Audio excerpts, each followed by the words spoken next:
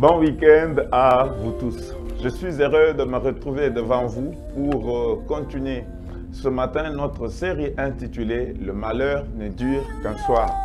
Et ce matin, notre deuxième leçon portera sur la naissance d'Isaac.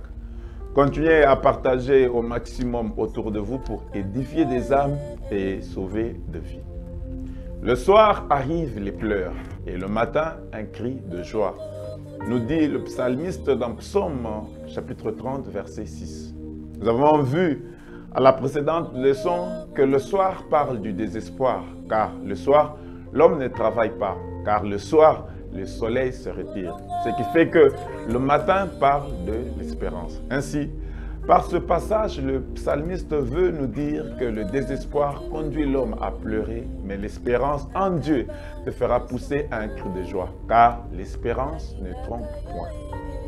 Alors, Abraham arrive au soir de sa vie et il est dans la présence de Dieu. Nous sommes dans Genèse chapitre 15, verset 2.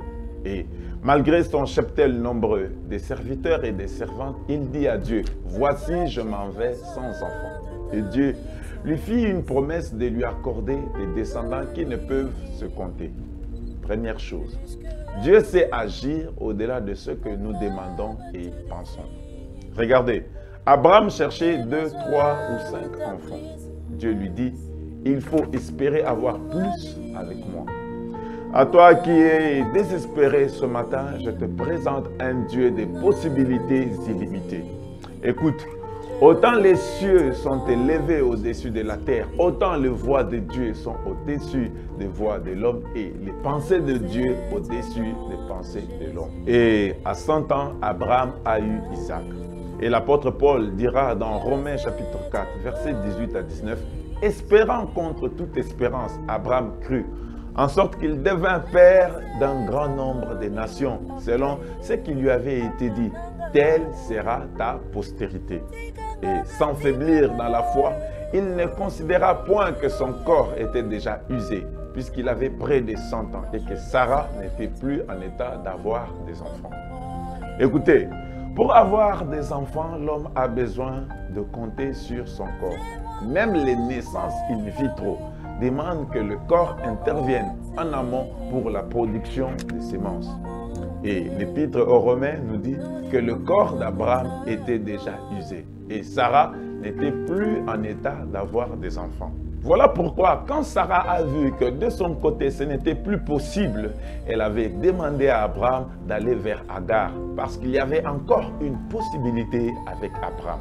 Mais regardez, c'est quand des deux côtés, il n'était plus possible d'avoir des enfants, c'est-à-dire quand le corps d'Abraham était usé et que le sein maternel de Sarah était atteint par la mort, que Dieu va leur donner Isaac.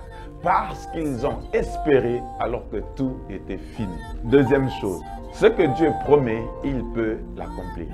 Abraham ne pouvait plus compter sur son corps, mais il a eu Isaac, car rien n'est impossible à Dieu. Je parle à quelqu'un ce matin qui, comme Abraham, ne sait plus compter sur quelqu'un, sur une circonstance, sur un emploi ou un bien.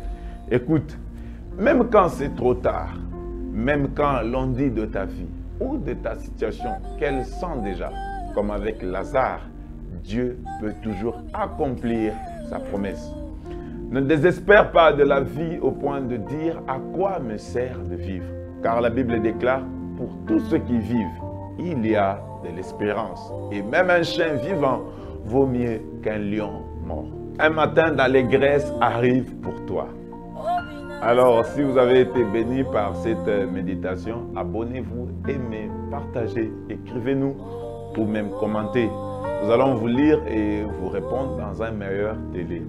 Quant à moi, je vous dis au revoir et retrouvons-nous le samedi prochain à 6h15 sur Amazing Grace Télévision. Que le Seigneur Jésus-Christ vous bénisse. Bye.